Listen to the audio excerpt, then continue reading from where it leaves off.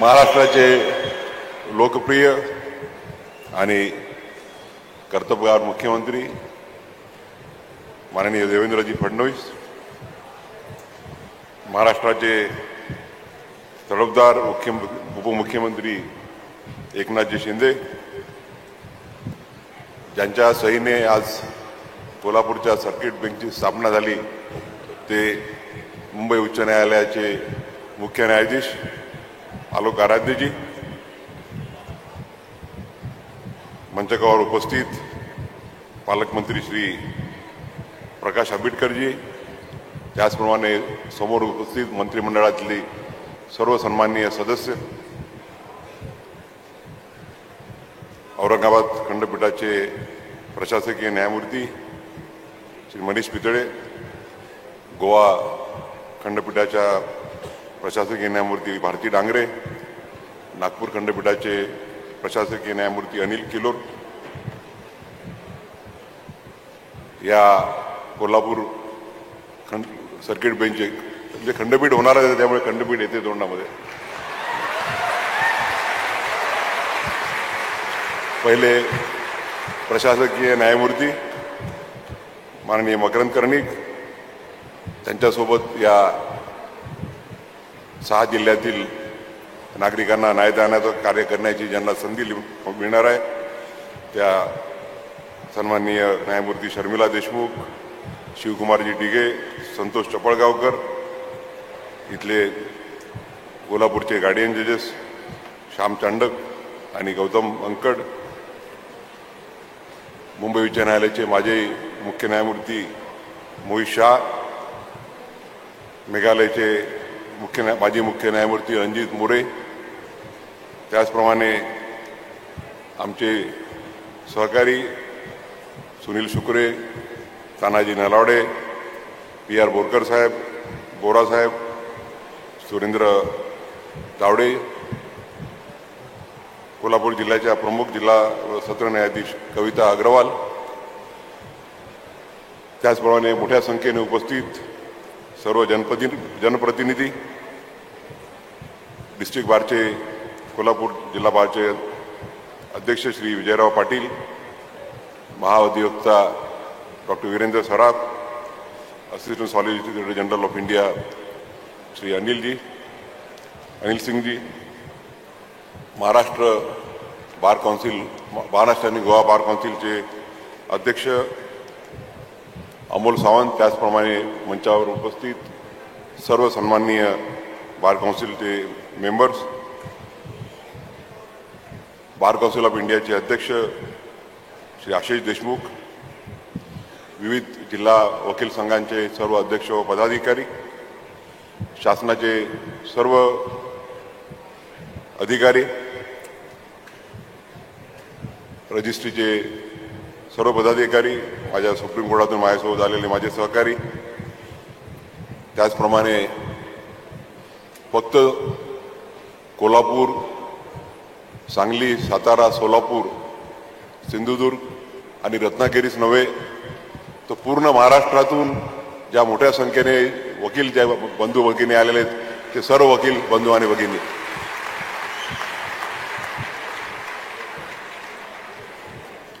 आज तुमच्या आमच्यासाठी सर्वांसाठी स्वप्नपूर्तीचा दिवस आहे. 40-45 वर्षापूर्वी इथल्या वकिलांनी, इथल्या नागरिकांनी जे स्वप्न पाहिलं, ज्या स्वप्नामध्ये 15 वर्षापूर्वी मी सहभागी झालो, माननीय देवेंद्रजी 2014 मध्ये मुख्यमंत्री झाल्यावर ते या स्वप्नामध्ये सहभागी झाले. त्या स्वप्नाच्या स्वप्नपूर्तीचा हा दिवस आहे. मी 24 मे 2019 रोजी या भारताच्या सर्वोच्च न्यायालयाचा न्यायमूर्ती म्हणून शपथ घेतली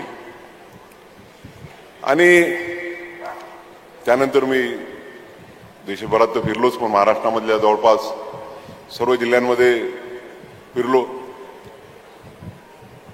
2022 मध्ये सिंधुदुर्गला संग्राम देसाईंनी जी मागणी केली त्या मागणीला जाहीर पाठिंबा दिल्यानंतर आणि अनेकदा अनेक व्यासपीठांवरती बोलल्यानंतर मला आमचे विवेक घाटगे पाटील आहेत किंवा संग्राम देसाई आहेत ते आग्रह करायचे की कोल्हापूरला आपण एक कार्यक्रमाकरता या. 1-1.5 वर्षापूर्वी आमचे विवेक घाटगे पाटील मला वाटते मुंबईला बार काउन्सिल ऑफ इंडियाची परिषद होती आणि त्यावेळेला त्यांचं भाषण ऐकून त्यावेळेला गवाटी चालू होतं. ते मला ते क्लिप्स पाहिल्या होत्या आणि घाटगे पाटलांचं भाषण ऐकल्यावरती ते आठवण आली. काय ते डोंगर, काय त्या झाडी, काय ते हॉटेल, सगळ्यात एकदम बेस्ट. तुम्ही त्यांना म्हटलं की मी काही घाटगे पाटील म्हणाले की तुम्ही आले कोल्हापूरला, आपण 6 जिल्ह्यातल्या वकिलांची परिषद घेऊ आणि त्या परिषदेमध्ये जर तुम्ही पाठिंबा दिला तर या चळवळीला चांगली चालना मिळेल. परंतु मी 24 मे 2000 रोजीच ठरवलं होतं की मी कोल्हापूरला कुठल्याही कार्यक्रमाला, त्यानंतर मी कोल्हापूरला म्हणजे एकदा पुण्यावरून सिंधुदुर्गला जास्त कार्यक्रमात त्या पहिल्यांदा मी बोललो. त्या कार्यक्रमाला बाय रोड जात होतो मी आणि न्यायमूर्ती वराडे साहेब होते, मला वाटते सुरेंद्रजी तावडे होते आमच्यासोबत. रात्री उशीर झाला म्हणून आम्ही आंबोलीला मुक्काम केला होता. कोल्हापूरतून आलो की परंतु ह्या काळात मी कोल्हापूरला कार्यक्रम घेतला नाही. पुण्याला आलो, रत्नागिरीला 2-3दा आलो, सिंधुदुर्गला 2-3दा आलो. परंतु मी ठरवलं होतं की मी कोल्हापूरला कुठल्या कार्यक्रमात येईल तर नियतीने साथ दिली तर 14 मे 2025 नंतरच येईल आणि कुठल्या प्रसंगाकरता येईल तेही मी त्यावेळेला ठरवलं होतं. आणि आज आमच्या सगळ्यांचा आज स्वप्नपूर्तीचा दिवस आहे. विशेष करून छत्रपती शाहू महाराज ज्यांनी भारतीय स्वराज्याची नीव ठेवली ते शिवाजी महाराज,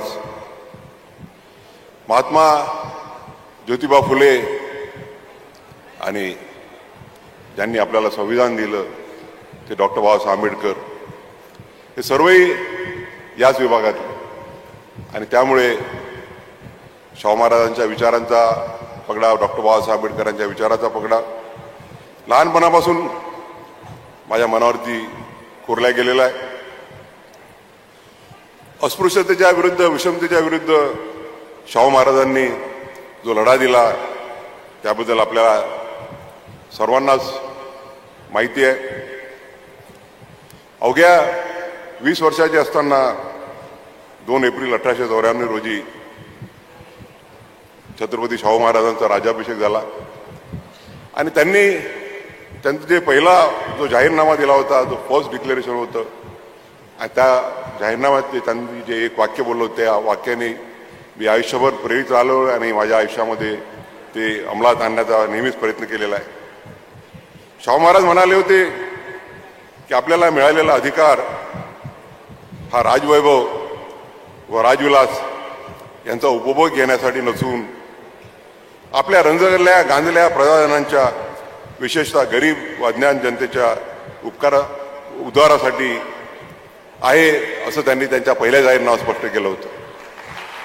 आणि मी त्याच विचाराला अनुसरून कुठे वकील असो, गव्हर्नमेंट लीडर असो, हायकोर्टचा जज असो किंवा सुप्रीम कोर्टाला गेल्यावर न्यायमूर्ती झालो, आज मुख्य न्यायाधीश झालो सर्वोच्च न्यायालयाचा, मी नेहमी समज आलेला आहे की पद हे अधिकार गाजवण्यासाठी नाही, तर पद हे तुम्हाला नियतीने या देशाची, या समाजाची सेवा करण्याची दिलेली संधी आहे.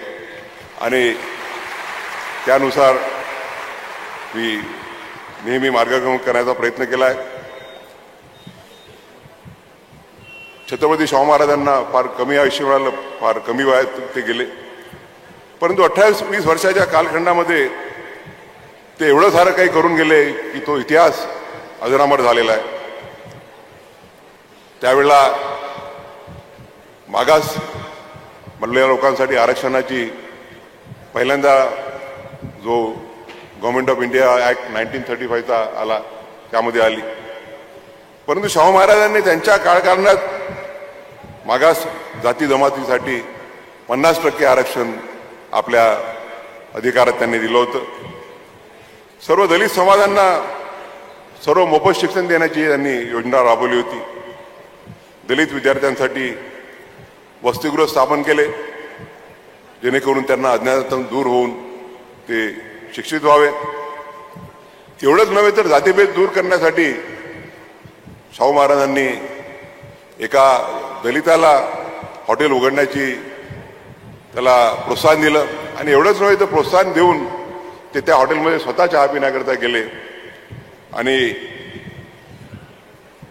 आपण विचार करू शकतो की 200 वर्षाचा अगोदरचा कालखंड, विद्वांना अतिशय अमानुषी अशी मागणूक मिळायची, तर त्यांनी कायदा केला ज्या कायद्यानुसार विद्वांना पूर्ण विवाह करण्याची परवानगी राहील.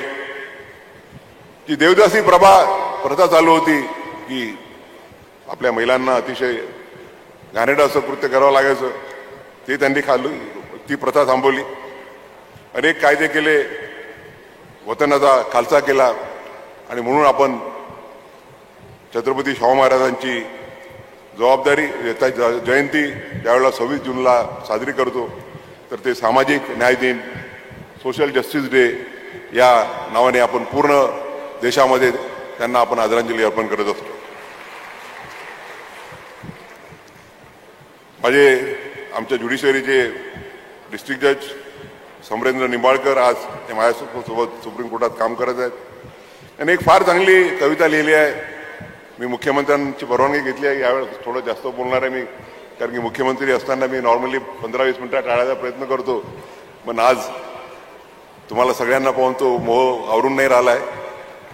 आणि आपण जे कालपासून जे प्रेम देत आहात त्यामुळे मी माझ्या मनातले जर विचार आपल्यापुढे मांडले नाही तर ते मला वाटते की मी स्वतःचीच फसवणूक केल्यासारखं होईल. समरेंद्र निंबाळकरांनी म्हटलं आहे की शाहू महाराजांचा वारसा सांगणं म्हणजे समतेचा कैवार घेणं, संधीची समानता मानणं, लोकशाहीचे आढळत्व, माणसाला माणूस म्हणून सन्मानाने जगू देणं.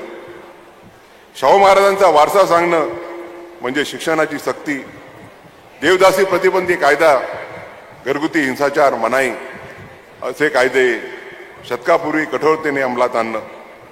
शाहू महाराजांचा वारसा सांगणं म्हणजे कलाक्रीडेला प्रोत्साहन, राधानगरी धरणाचे निर्माण, कृषी औद्योगिक समाजाच्या निर्माणाची सतत तहान, जनतेचा लोकराजा होणं. शाहू महाराजांचा वारसा सांगणं म्हणजे पुरोगामी विचार मांडणं, जे बोलतो तेच आचरणं, गोरगरिबाच्या उद्धारासाठी जीवात जीव असे तर पावेतो, अखंडपणे झूज मांडणं. मला वाटतं यापेक्षा सुंदर शब्दात आपल्या भावना व्यक्त करणं कठीण जाईल. बाबासाहेब आंबेडकर जे घडले त्यांच्या घडणचडणीमध्ये सुद्धा शाहू महाराजांचा मोठा कॉन्ट्रीब्युशन राहिलेला आहे. बाबासाहेबांना ज्यावेळेला लंडन स्कूल ऑफ इकॉनॉमिक्समध्ये PhD करण्याकरता आर्थिक अडचणींना जावं लागलं आणि अर्धवट ते त्यांचं शिक्षण सोडून आले, त्यावेळेला शाहू महाराजांनी त्यांना स्कॉलरशिप देऊन परत त्यांना लंडनला पाठवलं. आणि बाबासाहेब आपली जो प्रॉब्लेम ऑफ द रुपी ज्या ग्रंथावरती आधारित आपली अर्थव्यवस्था आहे तो ग्रंथ त्यांनी पूर्ण केला. देवेंद्रजींच्या पहिल्या टर्ममध्ये त्यांनी बाबासाहेब ज्या घरात राहत होते त्या घराचं लंडनमध्ये बाबासाहेब आंबेडकरांच्या स्मारकात रूपांतर केलेलं आहे. आणि मला आनंद आहे की मी तिथे 2-3 वेळा जाऊन आलो. आणि शिवाजी आणि शाहू महाराजांच्या सहीचं बाबासाहेबांना स्कॉलरशिप मंजूर करणारं जो डॉक्युमेंट आहे तो तिथे जतन केला गेलेला आहे. बाबासाहेब आंबेडकरांना त्यांना आपली चळवळ चालू करण्यासाठी मूक नायकला सुरू करायचं होतं, परंतु आर्थिक विवेचनेनुसार ते सुरू करू शकत नव्हते. म्हणून शाहू महाराजांनी त्यांना त्या कालखंडामध्ये 3,000 रुपयाचा मदत केली, जेणेकरून दलितांचा, शोषितांचा आवाज सर्वदूर पोहोचू शकेल. एवढंच नव्हे तर बाबासाहेब आंबेडकरांनी जी बहिष्कृत समाजाची परिषद माणगावमध्ये आयोजित केली होती, त्याचं त्यांनी उद्घाटन केलं. शाहू महाराज म्हणाले की तुम्ही तुमचा पुढारी शोधून काढलात, याबद्दल मी तुमचे अभिनंदन करतो. माझी खात्री आहे की आंबेडकर तुमचा उद्धार केल्याशिवाय राहणार नाहीत. एवढेच नव्हे तर एक दिवस असा येईल की ते हिंदुस्थानचे पुढारी होतील. किती द्रष्टे होते शाहू महाराज की त्यांनी बाबासाहेबांचे गुण ओळखून बाबासाहेबांबद्दल बाकीच जे केलं होतं ते खरं ठरलं. आणि मला आनंद आहे की ज्या शाहू महाराजांना, बाबासाहेब आंबेडकरांना आपण सर्वजण दैवत मानतो, ज्यांच्या विचारावर ती कार्य करण्याची मी प्रयत्न करतो, त्या शाहू महाराजांचे वंशज शाहू छत्रपती, श्रीमंत शाहू छत्रपती यांच्या हस्ते काल माझं विमानतळावरती स्वागत झालं. याकरता माझ्यासाठी यापेक्षा मोठी जास्त अभिमानाची बाब राहू शकणार नाही. मी त्यांना म्हटलं की आपण कशाला आलात, मी आपले आशीर्वाद घेण्यासाठी आलो असतो. मला आनंद आहे की आज या करवीर नगरीमध्ये, खरं म्हणजे आमचा प्लॅन वेगळा होता की काल बाबासाहेब आंबेडकरांचा जो तालुका आहे मंडणगड, तिथल्या कोर्टरूमचं उद्घाटन करायचं आणि आज इथलं करायचं. परंतु उदय सामंत म्हणाले की तिथे पाऊस खूप येतो आहे आणि पूर्ण कोल्हापूर भागातल्या, पूर्ण कोकणातल्या लोकांची इच्छा आहे की आम्ही त्या कार्यक्रमाला हजर राहिलं पाहिजे. तुम्ही माझा 11-12ला व्हिएतनामला जाणार होतो, तो कॅन्सल करून त्यांना म्हटलं की व्हिएतनामला जाण्यापेक्षा बाबासाहेब आंबेडकरांच्या मंडणगडचं कोर्टचं उद्घाटन करणं हे माझ्यासाठी कधी जास्त महत्वाचं आहे. त्या शाहू महाराजांच्या धर्तीमध्ये आपण आज कोल्हापूरच्या सर्किट बेंचचं, ज्याचं रूपांतर लवकरच खंडपीठात होणार आहे, त्याचं उद्घाटन करतो.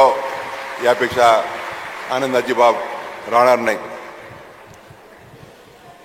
याला आज या प्रसंगी आपण साजरं करतोय उद्घाटन. पण या प्रसंगी ज्यांचं योगदान झालंय त्यांचा जर नामोल्लेख केला नाही तर ते मला वाटतंय की आपण त्यांच्या प्रती कृतज्ञ राहू. काल आम्ही आलो विमानतळावरती, सगळीकडे होर्डिंग लागले होते मोठमोठे, मुख्यमंत्र्यांचा, दोन्ही उपमुख्यमंत्र्यांचा, त्यानंतर चंद्रकांत दादांचा, मुश्रीफ साहेबांचा, प्रकाशजींचा, सगळ्यांचे मोठमोठे फोटो लागले होते. ते वाचले आहेत आपल्या सगळ्यांनी. एक दोन होर्डिंगवरती माझा आणि आराध्य साहेबांचा होता. आता किलोर साहेब बसले आहेत म्हणून थोडं जरा लाईटही बोललं पाहिजे. किलोर साहेब बसले आहेत. मी 2017मध्ये नागपूरला ॲडमिनिस्ट्रेटिव्ह जज म्हणून काम करत होतो. PILचं ज्युरिडिक्शन होतं. त्यांनी PIL दाखल केली होती की चंद्रपूरला गव्हर्नमेंट मेडिकल कॉलेज झालं पाहिजे. आणि त्यावेळेला मेडिकल काउन्सिल ऑफ इंडियाचं असं आहे की प्रायव्हेट मेडिकल कॉलेज असले त्यांना भरमसाठ परमिशन द्यायचे, पण गव्हर्नमेंट मेडिकल कॉलेज असल्या की अडचणी. त्यावेळेला किलोर साहेब आमचे जर्मनचे पूर्ण भारावून गेलेले होते. खरं म्हणजे त्याच वेळेला त्यांना मी ऑफर दिली होती, पण ते म्हणाले की नाही मला सेवाच करायची आहे. तर त्याच्यामुळे 2 वर्ष उशिरा आले. तर माझ्यासोबत त्यावेळेला न्यायमूर्ती हक बसले होते. म्हटलं निवांत जेन्युइन आहे, परंतु सुप्रीम कोर्ट काय करते सांगता येत नाही. सुप्रीम कोर्ट आपल्याला कॉम्प्लिमेंटरी देऊ शकते. हक साहेब म्हणाले की साहब अपन तो कर लेते, बाद में देखेंगे सुप्रीम कोर्ट को जो करना है वो करता बैठेगा. आणि आम्ही आदेश दिला की मेडिकल काउन्सिल ऑफ इंडियाने जरी रिकमेंड केलेलं नाही तरी चंद्रपूरला गव्हर्नमेंट मेडिकल कॉलेज स्थापन करण्यात यावं.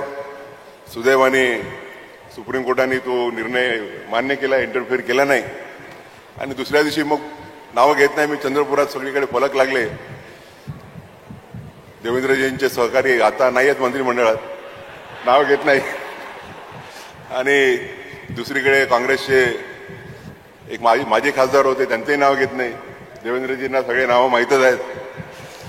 सगळ्यांनी की गव्हर्नमेंट मेडिकल कॉलेज चंद्रपूरला आणण्याचं सारं श्रेय मंत्री जे होते त्यांनी बीजेपीला, त्यांनी दुसरे जे खासदार होते ते काँग्रेसला आहे. आमचे देवेंद्र गावंडे नावाचे पत्रकार आहेत लोकसत्ताचे, त्यांनी मोठा लेख लिहिला की याचं श्रेय जर कुणाला असेल तर ते मुंबई उच्च न्यायालयाच्या नागपूर खंडपीठाला आहे. मी मान्य करतो की देवेंद्रजींचा ह्याच्यामध्ये मोठा सहभाग राहिलेला आहे 2014 पासून. आणि लाईटली थोडं जरा वातावरण लाईट करावं लागतं.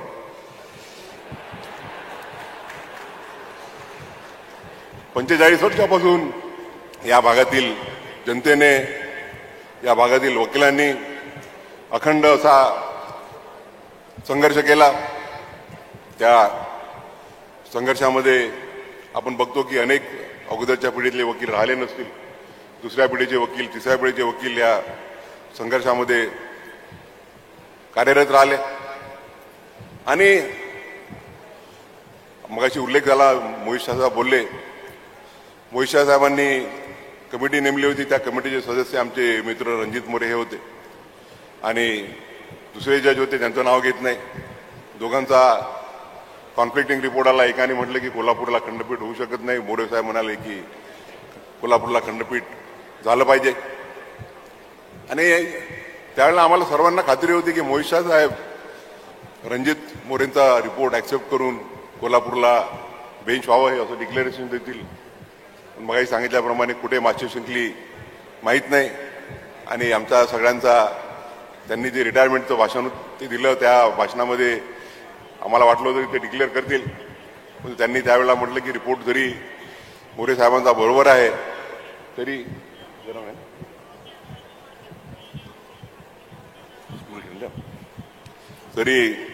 काही कारणामुळे ते मी डिक्लेरेशन देऊ शकत नाही. आज योगायोग आहे की 11 वर्षाच्या कालखंडानंतर आज तो दिवस आलेला आहे.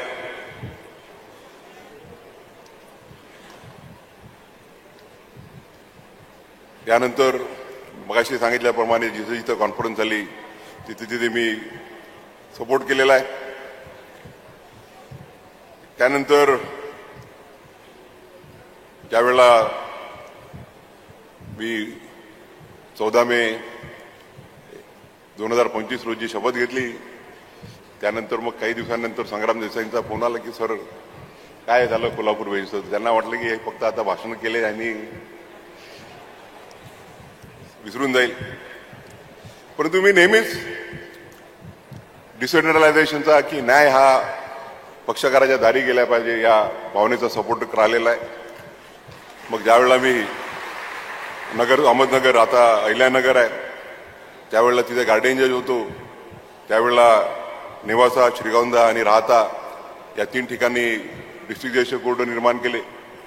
नागपूरला गेल्यानंतर हिंगणघाट आणि जो अतिशय दुर्गम असा भाग होता अहेरी तालुका, ज्याला मुख्यमंत्री माननीय देवेंद्र माझ्यासोबत येणार होते उद्घाटनाला, प्रकृती असल्यामुळे ते येऊ शकले नाही, इथे केले. आणि आता मागच्याच 15-20 दिवसापूर्वी मी आणि किल्लोर साहेबांनी माझा जो मूळ दर्यापूर तालुका आहे तिथेही डिस्ट्रिक्ट कोर्टाचं उद्घाटन केलं. बऱ्याचशा गोष्टी अशा आहेत की देवेंद्रजींनी सांगितलं की सगळ्यांना सांगितलं की तुम्ही काही डिक्लेरेशन करू नका, प्रसिद्धी करू नका, कारण की जास्त प्रसिद्धी गेली. तर त्यामुळे मी संग्रामजींना काही जास्त सांगत नव्हतो, पण मी म्हटलं होतं की चालू आहेत, प्रयत्न चालू आहेत. आणि आराध्य साहेब ज्यावेळेला जानेवारीमध्ये आले त्यावेळेला मी चीफ जस्टिस व्हायचा होतो. थोडे दिवस ते रुळावर, त्यांना म्हटलं की हे काम तुम्हाला करावं लागणार आहे ऑगस्टच्या आतमध्ये. पहिल्यांदा त्यांनी थोडं फोनही चालू होतं. मग त्यांनी कमिटी अपॉइंट केली चांदूरकर साहेबांची आणि रेवती डेरे मोरेंची, आणि त्या कमिटीने पॉझिटिव्ह रिपोर्ट दिला आणि त्याला चालना सुरू झाली. 28 जूनला माननीय मुख्यमंत्रीजी, त्याचप्रमाणे आराध्य साहेब आणि मी, आम्ही तिघजण नागपूरला एका कार्यक्रमाकरता सोबत होतो. आणि त्यावेळेला आमची बैठक झाली. आराध्य साहेबांना थोडं चिंता होती की इन्फ्रास्ट्रक्चर उभं होईल का वगैरे, पण देवेंद्रजी म्हणाले की काही काळजी करू नका, होईल. आणि त्याच वेळेला ठरलं की 15 ऑगस्टच्या नंतर, 15 ऑगस्ट हा आपल्यासाठी स्वातंत्र्य दिन आहे, त्याच्यानंतर इमिजिएटली दुसऱ्या दिवशी या 6 जिल्ह्यातील नागरिकांना त्यांचे जे प्रॉब्लेम्स आहे, त्यांची जी दुरावस्था आहे की न्यायासाठी त्यांना दूर जावं लागतं, त्या प्रॉब्लेमपासून त्यांचा स्वातंत्र्य मिळावं या उद्देशाने आम्ही 16 तारीख ठरवली होती. नंतर मग ज्यावेळेला 18 डिक्लेअर झालं तर मग ठरलं आम्ही की 16 तारखेला मंडणगडला जाऊ आणि आज कोल्हापूरला करू.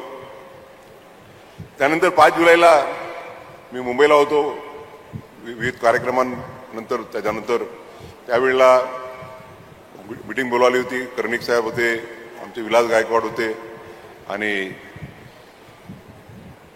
महाराष्ट्र शासनाच्या additional chief secretary public works डिपार्टमेंटच्या मनीषा म्हैसकर त्याही तिथे होत्या. आराध्य साहेबांच्या डोक्यात होतं की जर आपल्याला कोर्ट स्थापन करायचं असेल तर डिस्ट्रिक्ट कोर्ट जे आहे ते दुसरीकडे आपण हलवू आणि तिथे हायकोर्ट आपण सुरू करू. त्यांना म्हटलं ते प्रॅक्टिकल नाही आहे, 40 कोर्ट तुम्ही हलवून दुसरीकडे हे करण्यापेक्षा आपण दुसरा पर्याय शोधू. आम्ही तिथून संग्राम देसाईला फोन लावला की म्हटलं काय पर्याय आहे. त्यांनी सांगितलं की जुनं जे डिस्ट्रिक्ट कोर्ट आहे ते अतिशय चांगलं आहे आणि त्या कोर्टामधून शाहू महाराजांनी न्यायदानाचं काम केलेलं आहे. आणि ते ऐकल्यावर मग त्यांना ताबडतोब त्यांनी वकिलांच्या थ्रू व्हिडिओ क्लिप बोलावली, ती व्हॉट्सॲपवरती बघितली आणि त्यावेळेला कारण तोपर्यंत आराध्य साहेबांच्या मनात अजून हो नाही असं चालू होतं. आणि मग निर्णय झाला की 7 तारखेला कोणाला न सांगता कर्णिक साहेब आणि विलास गायकवाड दोघंजण इथे येतील आणि रिपोर्ट पाठवतील. ते दोघंजण आले, त्यांनी रिपोर्ट पाठवला आणि त्यांनी सांगितलं की इथे कोर्ट एस्टॅब्लिश होऊ शकतं. आणि त्यानंतर आराध्य साहेब थोडे गार्डेडच होते. ते म्हणे की मी इन प्रिन्सिपल अप्रुव्हल द्यायला तयार आहे, परंतु गव्हर्नमेंटनी अंडरटेकिंग दिलं पाहिजे की इन्फ्रास्ट्रक्चर उभं होईल. त्यांना महाराष्ट्राच्या PWD बद्दल किंवा मला वाटते देवेंद्र फडणवीसांबद्दल, एकनाथ शिंदेबद्दल जास्त माहिती नसेल. त्यामुळे आणि शक्य आहे काय त्यावेळेला थोड्या पेपरमध्ये बातम्या यायच्या की महाराष्ट्र हे ज्युडिशियल इन्फ्रास्ट्रक्चरमध्ये अतिशय मागासलेलं आहे. दुसऱ्या राज्यांच्या तुलनेमध्ये मी त्या राज्यांचं नाव घेऊ शकत नाही, कोण बोलले तेही बोलू इच्छित नाही. त्यांना वाटलं असेल की हे खरं असेल की महाराष्ट्र हे ज्युडिशियल इन्फ्रास्ट्रक्चरमध्ये मागे आहे, हे काय करू शकतील का एवढे दिवस, 15 ऑगस्ट राहिलेले आहे. त्यावेळेला फोनवर आम्ही देवेंद्रजीशी बोललो की असा प्रश्न आहे, फक्त 1 महिना आणि काही दिवस उरलेले आहेत, टेंडरिंग करणं, हे करणं वगैरे ह्या सगळ्या गोष्टी कठीण होतील. ते म्हणाले, देवेंद्रजी म्हणाले की सर तुम्ही काही चिंता करू नका, आपण 15 ऑगस्टच्या आत काम करू. आमचा जो अतुल चव्हाण आहे तो अतिशय कॉम्पिटंट असा ऑफिसर आहे आणि मला या प्रसंगी सांगावंसं वाटतं की महाराष्ट्र शासनाने आणि महाराष्ट्राच्या जे शवेंद्रराजे भोसले ज्या खात्याचे मुख्यमंत्री आहेत त्या पब्लिक वर्क्स डिपार्टमेंटने आणि अतुल भोसले आणि त्यांच्या संपूर्ण टीमने जे अशक्य आहे ते शक्य करून दाखवलं. मी तर म्हणतो की गिनीज बुक ऑफ रेकॉर्डमध्ये नोंद करावी अशी ही बाब आहे.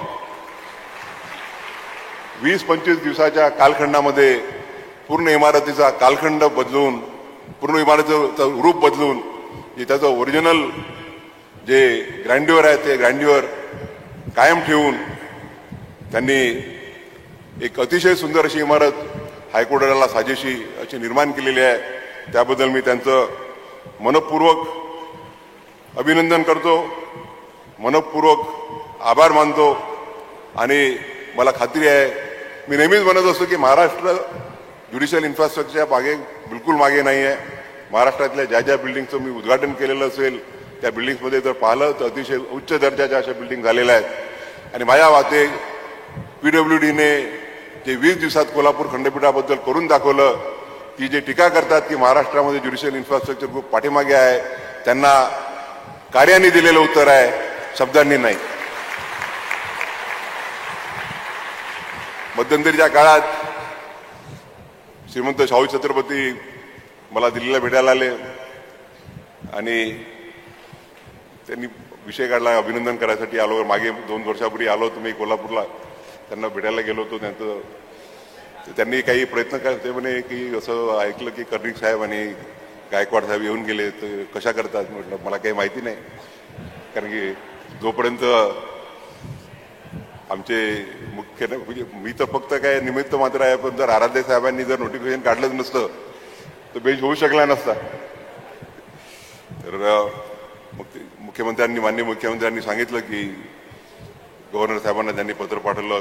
मी त्यांना म्हटलं होतं की नोटिफिकेशन 1 ऑगस्टला काढा, कारण की 1 ऑगस्ट म्हणजे लोकमान्य टिळक यांची जयंती आहे आणि तो दिवस, त्या दिवशी जर नोटिफिकेशन निघालं तर तो एक चांगला सुदिन राहील. आणि एक कोइन्सिडेंटली 1 ऑगस्टला मी दिल्लीवरून नागपूरला जात होतो आणि माझ्यासोबत नागपूरचे आमचे माजी खासदार संजयजी बसले होते. मागे संभाजीराजांची माळव माझी ओळख नव्हती, ते मागच्या रांगेत बसले होते.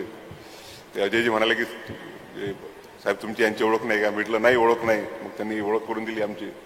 एक संभाजीराजे. तुम्ही म्हटलं मागच्याच आठवड्यामध्ये शाहू छत्रपती महाराज मला इकडे येऊन गेले होते, मालोजीराजे आले होते. त्यावेळेला मी म्हटलं काही कोल्हापूरचा विषय त्यांच्याशी बोलू शकलो नाही, पण you are the first person to whom I can officially tell you that the Kolhapur bench has been notified. त्यांनी विमानातून जाऊन माझ्यासोबत फोटो काढला आणि खाली उतरल्यावर 5 मिनिटात मला कोणीतरी ट्विट दाखवलं त्यांचं. तर या प्रसंगी मी माझे सहकारी मकरंद कर्णिक, मला त्यांच्यासोबत इन्फ्रास्ट्रक्चर कमिटीवरती ते आणि रेवती डोरी, मी त्यावेळेला अध्यक्ष असताना ते आणि रेवती डोरीमुळे हे माझ्यासोबत काम करण्याचा योग आला. मला खात्री होती की मकरंद कर्णिक आणि विलास गायकवाड ही आपली डेडलाईन पर्यंत काम निश्चितपणे पूर्ण करतील. आणि मी खरोखर मकरंद कर्णिक, विलास गायकवाड आणि बाकी सर्वांचं या प्रसंगी जाहीर कौतुक करू इच्छितो, जाहीर आभार मानू इच्छितो की त्यांच्या प्रयत्नांमुळेच आज हे बिल्डिंगचं आज आपण जे आपलं स्वप्न पाहिलं होतं ते स्वप्न आज पूर्ण करू शकलो.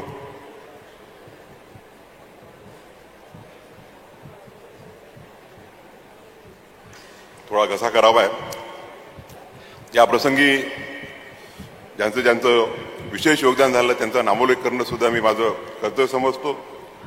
Shri Hemant Bhosale, registrar judicial Mumbai, Shri Phulkundwar, divisional commissioner Pune, आता जे ज्यांनी जागेची घोषणा केली ते आमचे तरुण जिल्हाधिकारी अमोल एंडगे, श्रीमती के मंजुलक्ष्मी. अतिशय सुंदर असं अँटिक जे कारंजा आहे ते त्यांनी हायकोर्टापासून 1 मिनिटाच्या अंतरावर असलेलं काल रात्री आम्ही बघितलं. रंगीन कारंजा फार सुंदर केलेलं आहे. अतुल चव्हाणांबद्दल तर आताच बोललो. अतुल चव्हाण आणि त्यांची टीम जर नसती तर हे काम झालं नसतं. मध्यंतरीच्या त्या काळात त्यांची बदली झाली औरंगाबादला आणि त्यांची टीम जर नसती तर हे काम झालं नसतं. मध्यंतरीच्या त्या काळात त्यांची बदली झाली औरंगाबादला आणि कर्णिक साहेबांना आणि विलास गायकवाडला चिंता झाली की काय करायचं. त्यांनी प्रयत्न केले खालच्या स्तरावर, कुठल्या स्तरावर नाव घेत नाही मी, पण त्यांनी लाल कंदील दाखवला. मुख्यमंत्र्यांच्या जवळचेच आहेत. संध्याकाळी कोर्ट संपल्यावरती मी मुख्यमंत्र्यांना फोन केला. ते म्हणाले की बिलकुल उद्घाटन झाल्यानंतर 2 दिवसापर्यंत अतुल तिथेच राहील आणि 20 पर्यंत त्याला बिलकुल हलवणार नाही. मी मुख्यमंत्र्यांचे आभार मानतो. तुषार बुरुड अधीक्षक अभियंता, त्याचप्रमाणे रोहित तोंडले कार्यकारी अभियंता, श्रीमती कट्टी इलेक्ट्रिकल विभागाच्या कार्यकारी अभियंता, नंतर ज्यांनी ग्राउंड वर्क केलं ते महेश कांजर उप अभियंता, कंत्राटदार ज्यांनी अतिशय सुंदर अशी इमारत उभी केली. कोणी म्हणू शकणार नाही की ही जुनी इमारत आहे, बाहेरून दगडी इमारत आहे, म्हणून आतून जे इन्फ्रास्ट्रक्चर आहे ते पूर्ण मॉडर्न आहे. त्या सगळ्यांचं मी अभिनंदन करू इच्छितो. मग सांगितल्याप्रमाणे आमचे पालकमंत्री आपले प्रकाशजी, त्यांचा मला फोन आला एक दिवस की डेलिगेशन घेऊन न्यायचं आहे. म्हटलं कशासाठी? म्हणजे कोल्हापूरच्या खंडपीठासाठी. म्हटलं डेलिगेशन वगैरे कशाला घेऊन यायचं तुम्ही? म्हटलं तिथेच मुख्यमंत्र्यांना भेटा, कारण बाकी काही सांगता येत नव्हतं 1 ऑगस्टपर्यंत. मध्यंतरी थोडे आमच्या मुख्य न्यायमूर्तींनाही अडचण आली, कारण की मी अगोदरपासून त्यांना सांगून ठेवलं होतं की या खंडपीठाचं, मी खंडपीठच म्हणणार आहे आता, मी सर्किट बेंचवरनं बंद करतो. या खंडपीठाचे पहिले ॲडमिनिस्ट्रेटिव्ह जज मकरंद कर्णिक राहतील. ते म्हणाले की सर मला अडचण आहे की त्यांच्यापेक्षा सिनियर जजेस मागे लागलेले आहेत की आम्हाला तिथे पहिल्यांदा ॲडमिनिस्ट्रेटिव्ह जज म्हणून जायचं आहे. तर म्हटलं मेहनत त्यांनी केली 15 दिवसापासून, ते दिवस रात्र 20 दिवसापासून महिन्याभरून राहताय, आणि त्यामुळे तुम्हाला CJIचा शब्द पाळायचा आहे की अजून कोणाचा ते तुम्ही ठरवा. आणि मला वाटते काही कारणास्तव त्यांनी माझ्या शब्दाला मान दिला. ज्यांची नाराजी झाली त्यांना मी सांगू इच्छितो की त्यांनी मुख्य न्यायाधीशांपुरती नाराजी ठेवू नये. ती नाराजी त्यांनी माझ्याकडे ट्रान्सफर करावी, कारण की त्यात त्यांचा काही हात नाही. म्हणजे CJIला नाही म्हणणं कुठल्याही चीफ जस्टिसला थोडं कठीण असतं. आज या शाहू महाराजांनी ज्या इमारतीत न्यायदानाचं काम केलं, त्या इमारतीमध्ये पहिल्यांदा मकरंद कर्णिकांसोबत आमच्या भगिनी शर्मिला देशमुख, शिवकुमार दिघे आणि संतोष चपळगावकर या चौघांना कार्य करण्याची संधी मिळते. त्यांचे मी या प्रसंगी अभिनंदन करू इच्छितो. शाहू महाराजांच्या विचारांना, डॉक्टर बाबासाहेब आंबेडकरांच्या विचारांना प्रमाण मानून ते या इमारतीमधून न्यायदानाचं कार्य करतील याची मला खात्री आहे. मी कोल्हापूर खंडपीठाच्या मागणीचा ज्या वेळेला पाठिंबा दिला त्यावेळेला माझ्या डोक्यात वकील नव्हते. मी नेहमीच म्हणत असतो की ऑल द इन्स्टिट्यूशन्स, मग ते मुख्यमंत्र्यांचं एक्झिक्युटिव्ह असो की लेजिस्लेचर असो की आम्ही ज्युडिशरी असो, we all exist for the citizens of the country. या देशाच्या सामान्य नागरिकाची, या देशाचा जो शेवटचा नागरिक आहे त्या नागरिकाच्या सेवा करण्यासाठी आम्ही कार्यरत आहोत. आणि म्हणून ज्यावेळेला मी कोल्हापूरला पाठिंबा द्यायचो त्यावेळेला माझ्या डोक्यात कोल्हापूरचे वकील नव्हते. माझ्या डोक्यात सोलापूर जिल्ह्यातील, अक्कलकोट तालुक्यातील, कर्नाटकाच्या गुलबर्गा जिल्ह्याच्या बॉर्डरवर असणारा जो गरीब नागरिक आहे, जो आपल्या 2 एकर जमिनीसाठी ज्याला मुंबईला जावं लागतं रात्रभर प्रवास करून, आणि मुंबईला राहणं सोपं नाही. एखाद्या लॉजमध्ये राहणं म्हटलं तर 2-3 हजार रुपये लागतात.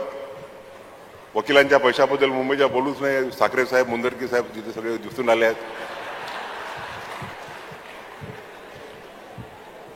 माझ्या डोक्यात कोल्हापूरच्या चांदगड तालुक्यातील कर्नाटकाच्या बॉर्डरवर असलेला नागरिक जो आपल्या न्यायासाठी झटतो आहे, जो सिंधुदुर्ग जिल्ह्यातील सावंतवाडी तालुक्यातील गोव्याच्या बॉर्डरवरती जो नागरिक आपल्या हक्कापासून वंचित आहे, तो नागरिक होता, वकील नव्हते. आणि त्या नागरिकांना आपल्या न्याय हक्कापासून वंचित करणं हे आपल्या देशाला, या घटनेला, जे सामाजिक आणि आर्थिक न्यायाची जी संकल्पना आहे त्या संकल्पनेशी विसंगत होतं.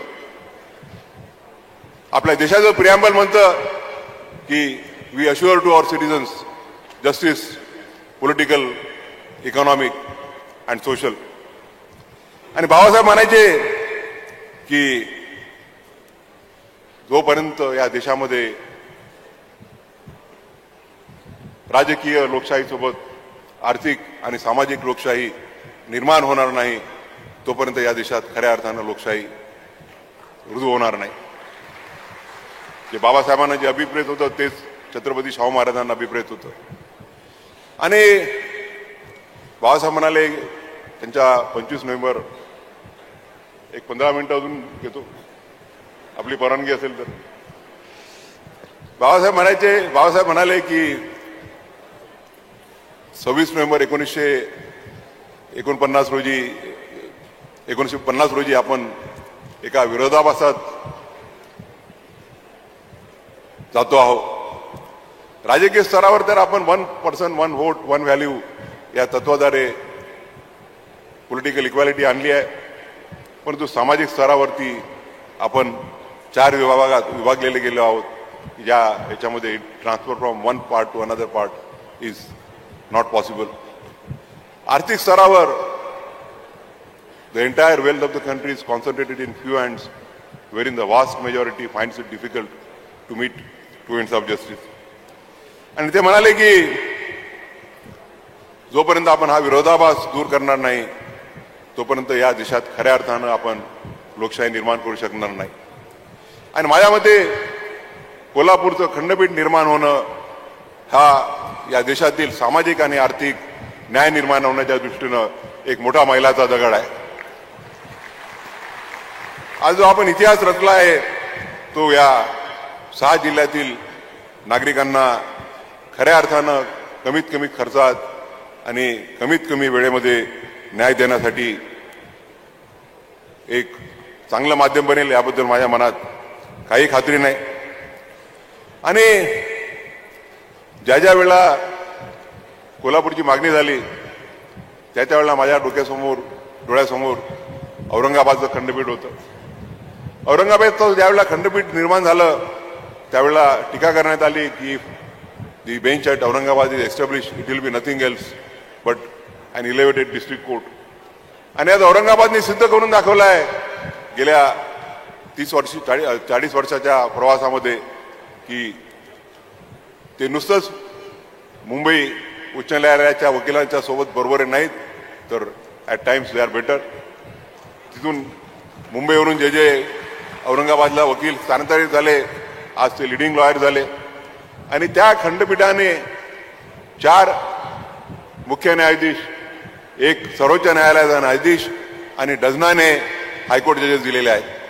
आणि मला खात्री आहे की आज पक्षकारांसाठी तर आपण प्लॅटफॉर्म निर्माण करतच आहोत, परंतु या 6 जिल्ह्यातील वकिलांसाठी एक मोठी संधी आपण निर्माण केलेली आहे. मला या प्रसंगी वेस्टर्न इंडिया ॲडव्होकेट असोसिएशन ज्याचा मी मेंबर आहे त्याचा प्रामुख्याने उल्लेख करावा लागेल. जेव्हा जेव्हा हायकोर्टामधून बेंचेस निर्माण होतात की जेव्हा डिस्ट्रिक्ट कोर्ट्समधून तालुका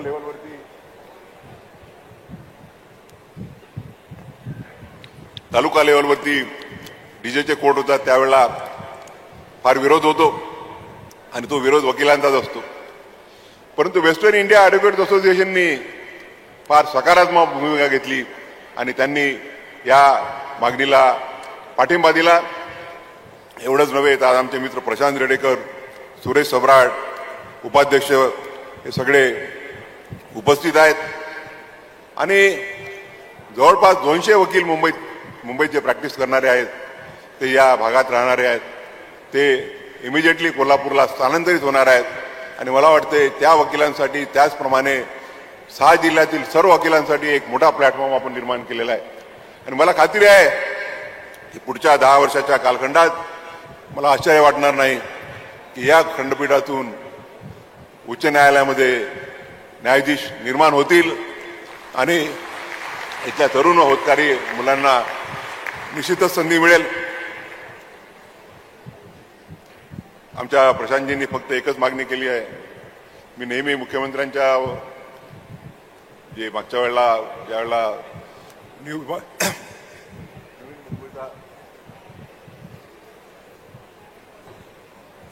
नवीन मुंबईचा कार्यक्रम होता त्यावेळेला देवेंद्रजी जी उपमुख्यमंत्री होते, मी सर्वोच्च न्यायालयाचा न्यायाधीश होतो.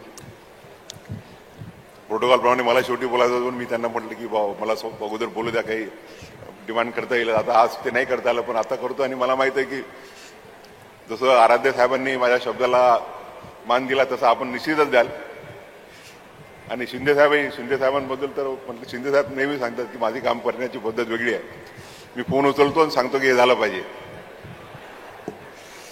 तर त्यांनी एकच छोटीशी मागणी केली आहे की त्यांना 1 एकर जागा आपण द्या, जेणेकरून ते त्या 1 एकर जागेवरती इथल्या नवोदित वकिलांसाठी एक हॉस्टेल निर्माण करतील, जेणेकरून जे होतकरू नवोदित वकील आहेत त्या वकिलांना राहण्यासाठी सुविधा प्राप्त होईल आणि त्यांना त्रास होणार नाही.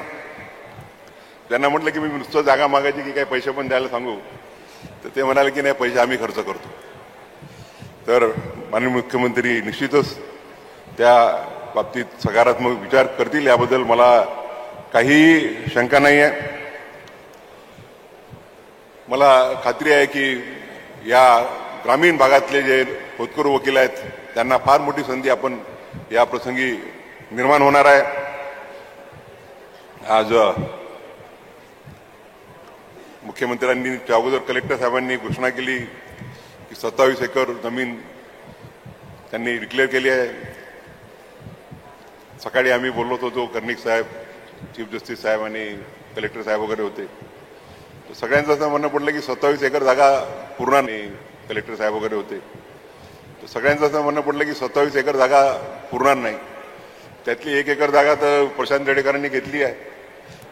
तर मला खात्री आहे की निश्चितच आराध्य साहेब आणि कर्णिक साहेब ज्या जागेची मागणी करतील ते माननीय मुख्यमंत्री आणि कॅबिनेटचे सर्व सहकारी मोठ्या संख्येने उपस्थित आहेत, उपमुख्यमंत्री आहेत, त्याचा निश्चितच सकारात्मक विचार होईल याबद्दल माझ्या मनात पूर्ण खात्री आहे.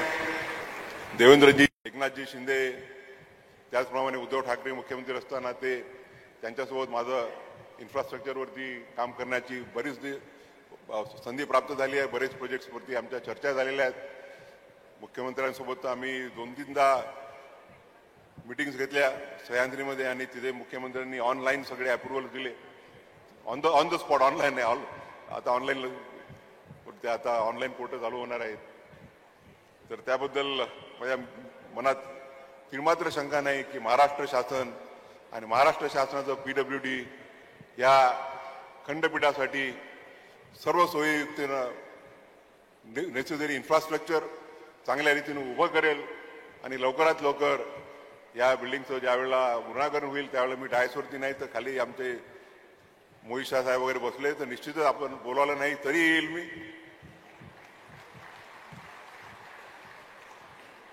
आता फक्त खंडपीठाचा विषय निघालाच. मगाशी मी सांगितलं की चांदूरकर साहेबांना मी पॉझिटिव्ह रिपोर्ट दिला कोल्हापूरला बेंच स्थापना म्हणून. त्यांना कोल्हापूरकरांचा आशीर्वाद प्राप्त झाला. मुंबईवरून ते दिल्लीला गेले. आराध्य साहेबांनाही मी सांगू शकतो तुम्हालाही कोल्हापूरकरांचा आणि शाहू महाराजांचा महालक्ष्मीचा आशीर्वाद मिळेल. पण जे काही आता मला जज होऊन 3 महिने झाले, 3.25 महिने अजून बाकी आहेत. मला बरेच लोक म्हणायचे की कालखंड कमी आहे, पण तुम्ही तो विचार कधीच केला नाही. मी पहिल्या दिवसापासून कामाला सुरुवात केली आणि मला आनंद आहे सांगायला की पहिल्या आठवड्यातच 3 सुप्रीम कोर्टचे न्यायाधीश आणि कालच आणि अरविंद मेघवालजी आणि किरण रिजिजूजी आम्ही इटानगरला या कार्यक्रमाला चाललो होतो. तर लॉ मिनिस्टर म्हणाले की गवई साहब आपने जिस दिन से कार्यभार लिया आज तक आपने 50 का आकडा जो पार कर लिया आहे. म्हणजे आतापर्यंत 3 महिन्याच्या कालखंडात 50 अपॉइंटमेंट्स आम्ही करू शकलो पूर्ण देशामधल्या हायकोर्ट्समध्ये. आणि त्याच्यामुळे मला आनंद आहे की जो काही नियतीने मला काळ दिलेला आहे शेवटच्या दिवसापर्यंत मी या देशाची सेवाची समाजाची सेवा करण्यासाठी जो माझ्या माझ्या कृतीप्रमाणे त्यासाठी निश्चितच प्रयत्न करणार आहे. पण आराध्य साहेबांना एवढीच विनंती करू इच्छितील की माहीत नाही त्यांच्याजवळ किती दिवस उरलेले आहेत, त्यांनी कमीत कमी लवकरात लवकर सर्किट बेंचचं परमनंट बेंच कसं होईल याकरता प्रस्ताव पाठवा. माननीय मुख्यमंत्र्यांकडून त्याला निश्चितच योग्य प्रतिसाद मिळेल. माझ्याजवळ 3.25 महिन्याचा कालखंड आहे, तो मी कमी समजत नाही.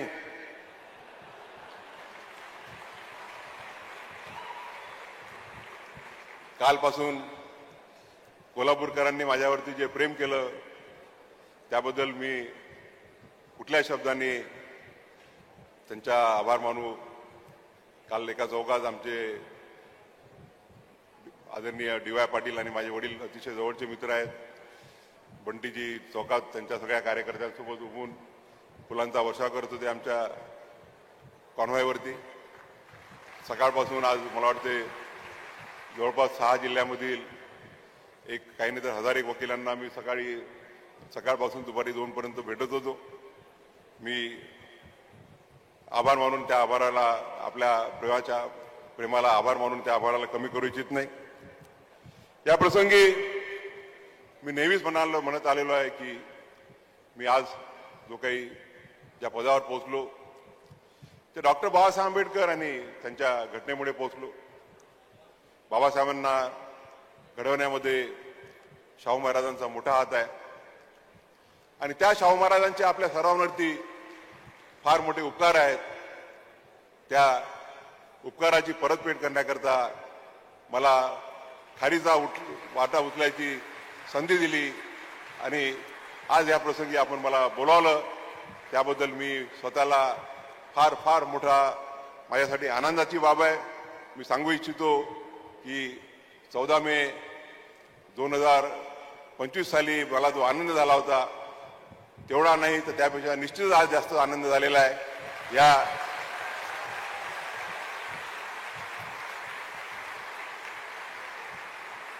कोल्हापूर खंडपीठामधून या 6 जिल्ह्यातील शेवटच्या माणसाला डॉक्टर बाबासाहेब आंबेडकर, शाहू महाराज यांना अभिप्रेत असलेला सामाजिक आणि आर्थिक न्याय देण्याचं कार्य मकरंद कर्णिक, शर्मिला देशमुख, शिवकुमार दिघे आणि संतोष सबळगाव करतील अशी त्यांना शुभेच्छा देतो.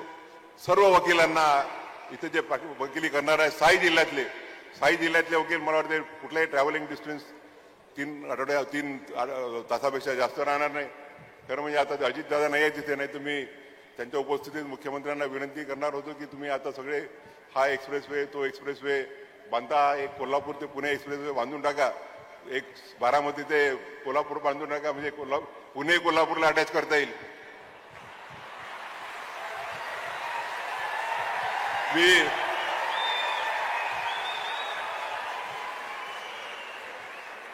पुण्याचे वकील मला आले होते. ते म्हणाले की तुम्ही आम्हाला पाठिंबा द्या. म्हटलं मी माझ्या वडिलांपासून शिकलो आहे की कोणाचं नुकसान करायचं नाही, करायचं असेल तर कोणाचं भलंच करायचं. तर मी तुमचा विरोध करणार नाही, परंतु त्याच बरी हेही सांगतो की मी तुमची वकिली करणार नाही. कारण की पुणे जिल्ह्याचा जो डिमांड आहे ती फक्त वकिलांसाठी की जे आता आमच्याकडे 4000-5000 वकील झाले त्यांना काम नाही म्हणून हायकोर्ट एस्टॅब्लिश करा अशी आहे. मी आताच सांगितलं की आपण विचार वकिलांचा नाही तर जे नागरिक असतात त्या नागरिकांचा करायचा असतो. आणि म्हणून या प्रसंगी पुनश्च एकदा आपले आभार मानतो आणि या खंडपीठातून या 6 जिल्ह्यातल्या सर्व नागरिकांना खऱ्या अर्थानं सामाजिक आणि आर्थिक न्याय मिळेल अशी अपेक्षा व्यक्त करून माझं लांबलेलं भाषण संपवतो. जय हिंद, जय महाराष्ट्र.